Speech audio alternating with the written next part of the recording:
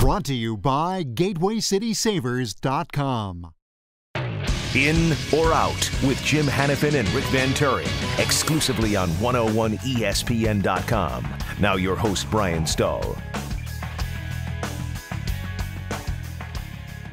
Hello and welcome back to 101ESPN.com with D'Marco Farr and Rick Venturi. I'm Brian Stahl, and this is this week's edition of In or Out.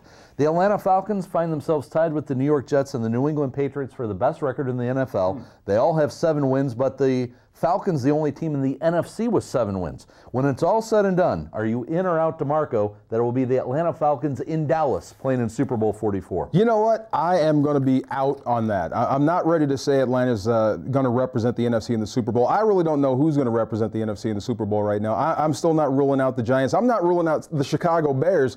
This seems to be one of those screwy years where anybody can get into the Super Bowl. So we just don't know. We don't have any super teams right now, and never, ever count out the defending champs, the Saints. So I'm going to be out on the Falcons right now. What about you, Coach? In or out on the Atlanta Falcons in Super Bowl 44? For the sake of good video, I'm going to be in. Probably for no other reason. But the reason that I really do like Atlanta over the long haul is that +7 turnover ratio. They don't beat themselves.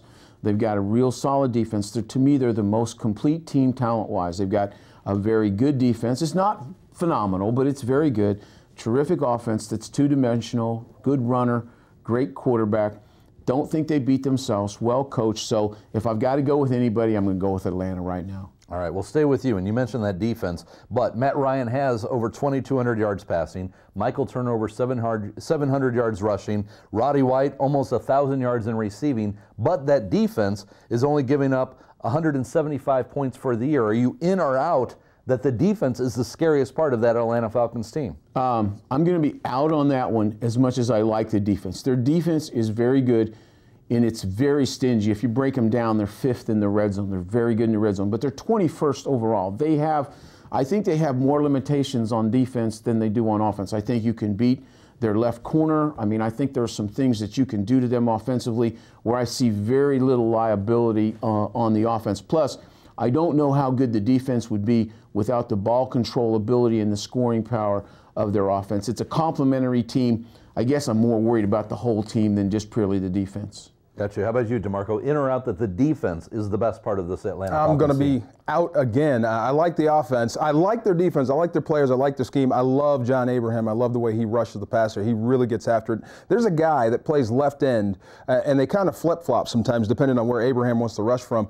Corey Bierman. He's been the king of the backups for years, and now he finally gets a chance to start. Only 1 sack, so that's interesting. That's why I'm going to be out on this defense. I don't think they have enough pass rush. One guy with 8 sacks is not going to do it. I love Michael Turner, the burner. I love Matt Ryan. And Roddy White, to me, I think is probably the best receiver in the NFC right now. I'd have to go that far. He is a deep threat. So I'm going to say it's the Falcons offense that makes them go. And our final subject today, Matt Ryan. He was the first quarterback taken in the 2008 NFL draft. He was number 3 overall.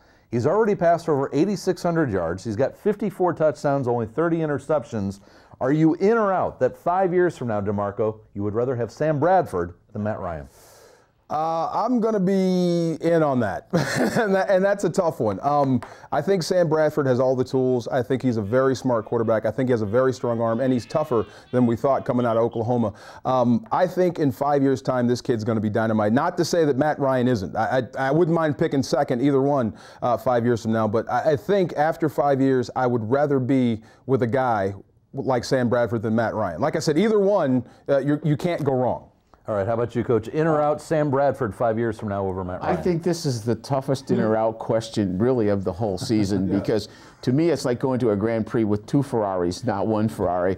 I'm going to be a homer. I'm going to take Sam. I'm just overly impressed with Sam. I think Sam, as good as Matt is, as good as his skill set, I actually think that there's a marginal, that Bradford is marginally better in all areas, particularly in the running and throwing area. So I'm going to go with Bradford. I think the key to it, both guys are going to be great, is how good the Rams organization develops, because they either surround Bradford with good people. Right now, I have faith in the Atlanta organization, and it's going to be about the Rams organization and surrounding him with the proper tools to be that great quarterback. Gotcha. All right, don't forget, pregame begins at noon here on 101 ESPN, 101ESPN.com on Sunday. But that's going to do it for this edition of In or Out. For D'Marco Farr, Rick Venturi, I'm Brian Sull, and we are out.